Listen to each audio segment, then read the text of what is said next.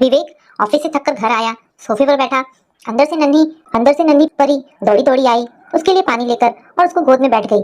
उसकी तोतली भाषा में उससे बात करने लगी। उसे देखकर उसकी सारी थकान उतर गई। परी ही तो उसके जीवन में मुस्कान लाई थी, इसलिए तो बड़े प्यार से उसका नाम परी रखा था। परी के साथ थोड़ा खेलकर वो अंदर कमरे में गया। 6 महीने के अयान को अपनी गोद में लिया। उसको खेलते देख विवेक की जान में जान आई। पिछले 1 हफ्ते से वो बीमार था। विवेक 1 हफ्ते से रोज रात को देर तक रोते अयान को गोद में लेकर इधर से उधर करता रहता। एक रात बहुत ज्यादा तबीयत खराब हुई तो आधी रात को हॉस्पिटल ले जाना पड़ा। आज उसे ठीक देखकर बहुत राहत हुई। विवेक की जिंदगी बहुत अच्छी कट रही थी। प्यार करने वाली पत्नी और अपनी किलकारियों से घर गुंजाने वाले 2 बच्चे। कुछ सालों पहले उसने बड़ी तकलीफ देखी। विवेक पढ़ाई में कमजोर था, इसीलिए 12वीं से आगे पढ़ाई न कर पाया। छोटी मोटी नौकरी में उसका जी नहीं लगता था। कभी नौकरी होती, कभी नहीं होती। नेहा से शादी करना चाहता था, पर कोई ढंग की नौकरी नहीं थी, तो नेहा के पिताजी ने शादी के लिए मना कर दिया। तब विवेक ने अपना कारोबार शुरू करने का सोचा। कारोबार के लिए पिताजी से पैसे मांगे। उसके पिताजी सरकारी दफ्तर में ऊंचे ओहदे पर थे। उन्होंने अपनी जमा पूंजी से कुछ पैसे विवेक को अपना बिजनेस शुरू करने के लिए दिए। वो बिजनेस चला नहीं और सारे पैसे डूब गए। विवेक निराश हो गया। अब उससे गैरों की चाकरी नहीं हो रही थी और खुद का बिजनेस ठप हो गया था। हताश और निराश विवेक को उसके पिताजी ने फिर से हौसला दिया, फिर से हिम्मत बंधाई और फिर से आर्थिक सहायता की। फिर एक बार प्रशांत ने नई शुरुआत की, फिर एक बार वह नाकामयाब रहा। अब नेहा की शादी के लिए भी लड़के देखने शुरू हो गए थे। विवेक सब कुछ हार चुका था, लाखों रुपए बर्बाद कर चुका था। ना ही व्यवसायिक जीवन में, ना ही निजी जिंदगी में स्थायी हुआ था। नेहा को खोने का डर उसे अंदर से खाए जा रहा था। कई दिनों तक हताशा में घिरा रहा। उसके पिताजी उसे मनोचिकित्सक के पास ले गए। उनके साथ कई सेशंस के बाद विवेक को फिर जीने का जोश आया। उसने एक बार फिर पिताजी से मदद मांगी। अब पिताजी के पास देने को कुछ नहीं था। वह अपना पेंशन, जमा पूंजी सब कुछ विवेक पर खर्च कर चुके थे। तब विवेक ने उनसे अपने गांव वाली जमीन बेचने को कहा। विवेक का बड़ा भाई उदय अब तक अपने छोटे भाई के हर दुख में उसके साथ खड़ा रहा।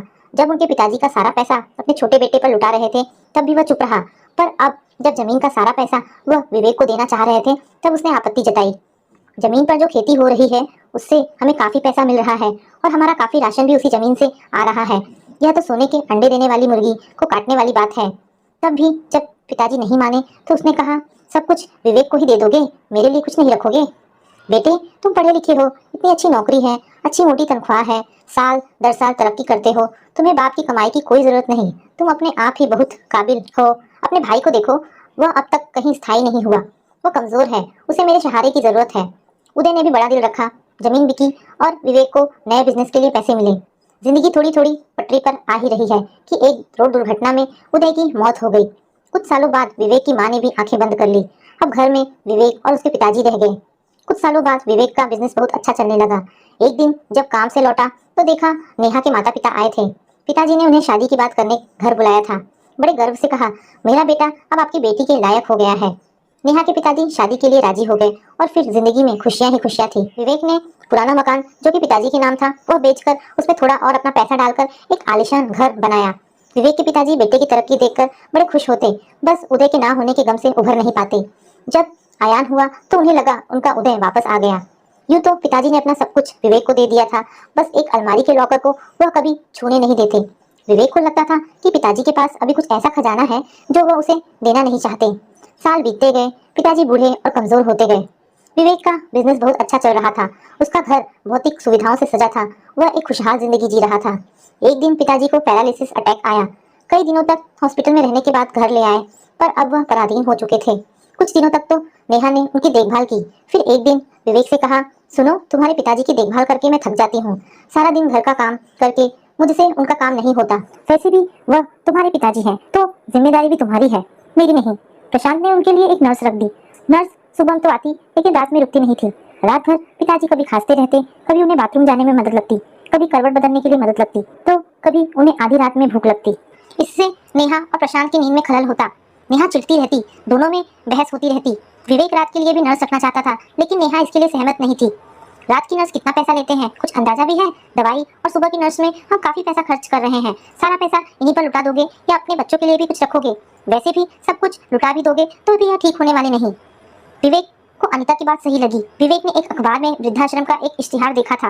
उसने पिताजी को वहां छोड़ आने का तय कर लिया। पिताजी को बहुत दुख हुआ।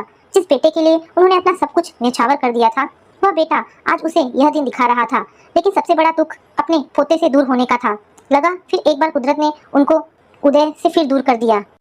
पिताजी वृद्धाश्रम चले गए। अब नेहा और विवेक चैन की नींद सोते थे। विवेक ने पिताजी की अलमारी का वह लॉकर खोलने का सोचा। देखे तो सही कौन सी चीज है जिसे पिताजी कभी नहीं दिखाते थे। लॉकर में कुछ कागजात थे। विवेक ने जब वह पढ़ा तो पैरों के नीचे से जमीन खिसक गई। वह एडॉप्शन पेपर थे। खोल कर देखा तो फूट फूट कर रोने लगा। वह पेपर लेकर पिताजी के पास गया। पिताजी ने उसे बताया कि उदय उनका सगा बेटा था। एक बार जब वो सुबह की सैर के लिए निकले थे तब एक कचरे के डिब्बे में वह उन्हें रोता हुआ मिला था। वह उसे डॉक्टर के पास ले गए, उसका इलाज कराया। उसे बहुत चोट आई थी और भूखा भी था। उन्होंने उसे गोद लेने का निर्णय कर लिया। उनके इस निर्णय में उनकी पत्नी ने उनका पूरा साथ दिया। उन्होंने दोनों में से किसी भी बच्चों को यह हकीकत नहीं बताई थी। विवेक यह सब सुनकर उनके कदमों में गिर पड़ा, फूट फूट कर रोने लगा। अपने आप पर घिन आने लगी। पिताजी, आप सच में अपने घर में एक कूड़ा उठा लाए। आपने तो मुझे अपने घर का चिराग बनाना चाहा और मैंने आपका घर ही जला दिया। मैं कूड़ा ही रहा। इतने सालों में यह कूड़ा सड़ गया और अब बदबू फैला रहा है। मुझे माफ कर दीजिए और घर चलिए। पिताजी ने उसके सर पर अपना हाथ रखा और कहा, मैं शायद पिछले जन्म का तुम्हारा कर्जदार था।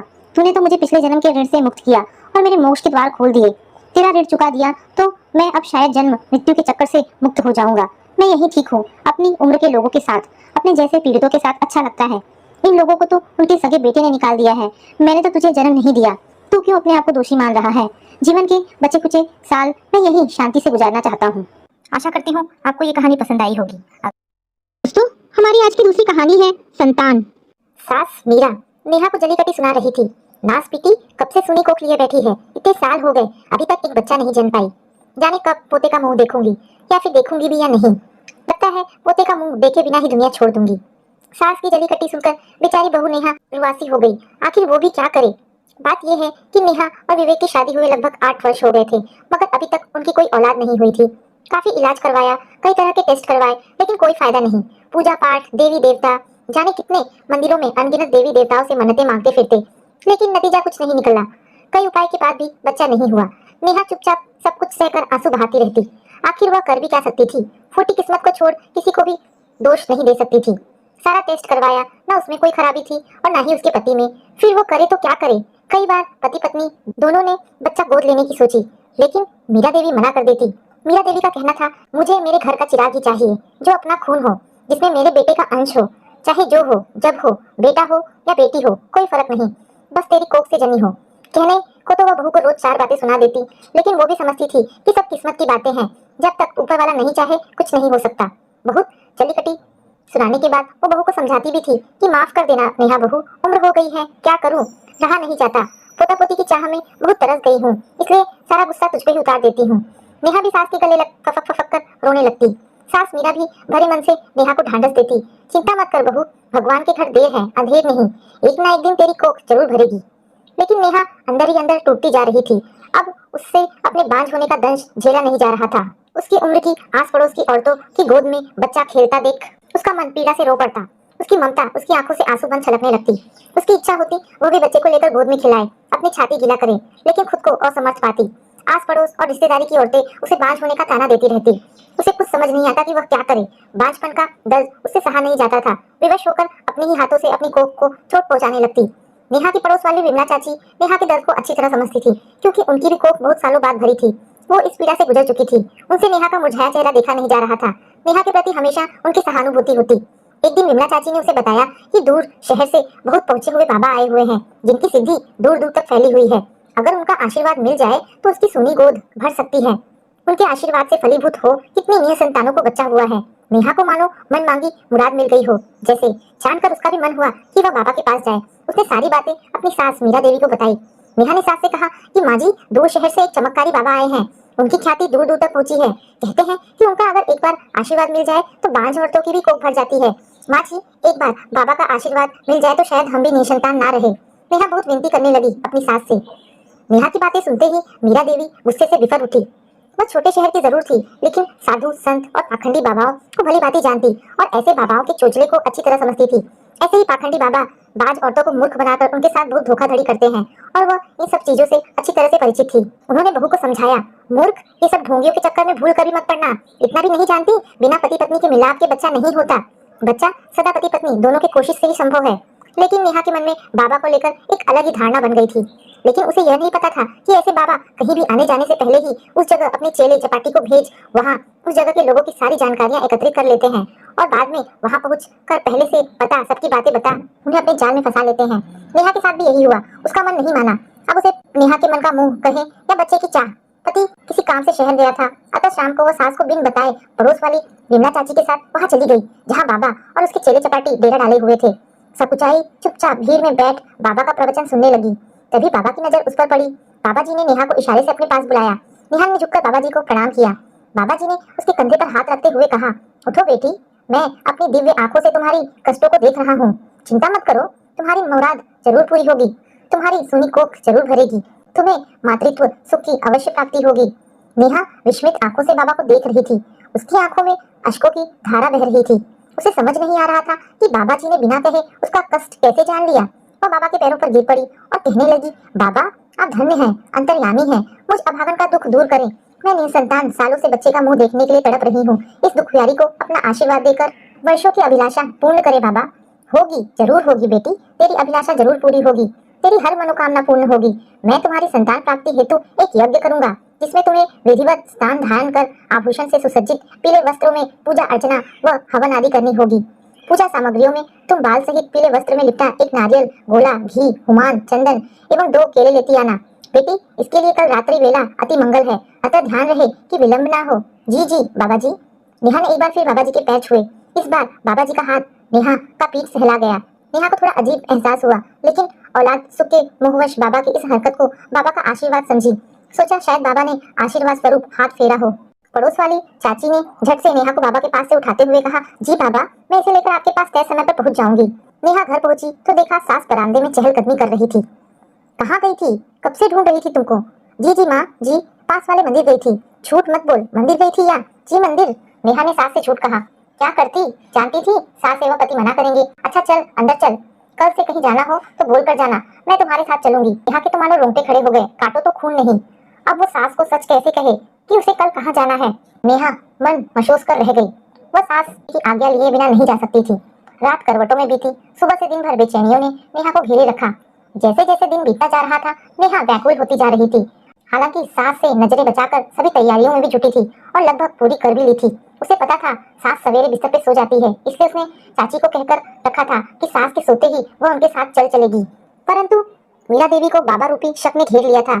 फिर आंखों में नींद कहाँ, उन्होंने सोने का दिखावा किया और जब रात पहर बहू घर से निकली तो उसके पीछे ही होली।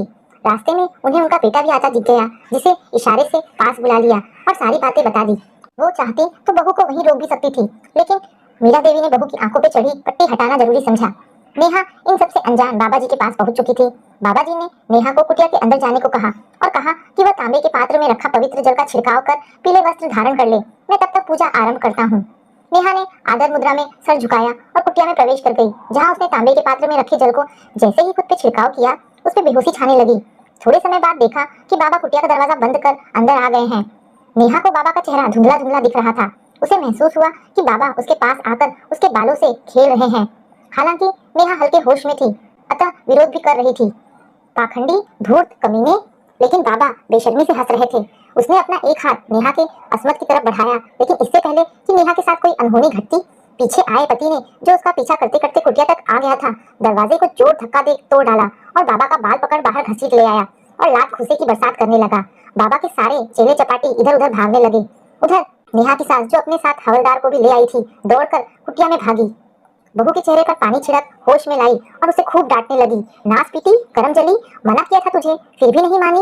वो तो शुक्र था कि मुझे पहले ही शक हो गया था और मैं सोई नहीं, तेरे पीछे यहाँ आ गई। नेहा डरी सहमी सास के सीने लग रोई जा रही थी। मुझे माफ कर दो माँ जी, संतान मोहवश मुझसे बहुत बड़ी भूल हो गई, मैंने आपका कहा नहीं माना। मीरा देवी बहू का दर्द समझती थी। शायद उसकी जगह वह भी होती तो औलाद की चाह में वही करती जो उनकी बहू ने किया। उन्होंने बहू के माथे पर हाथ फेरते हुए कहा, सूनी कोख को लेकर मैं तुम्हें बोलती बिगड़ती हूँ, इसका मतलब यह नहीं कि तू कोई गलत कदम उठा ले। घर चल, तेरी अच्छे से खैर लेती हूँ। नेहा सास के सीने लग गई। उधर पाखंडी बाबा को हवलदार ने हथकड़ियों में जकड़ लिया था।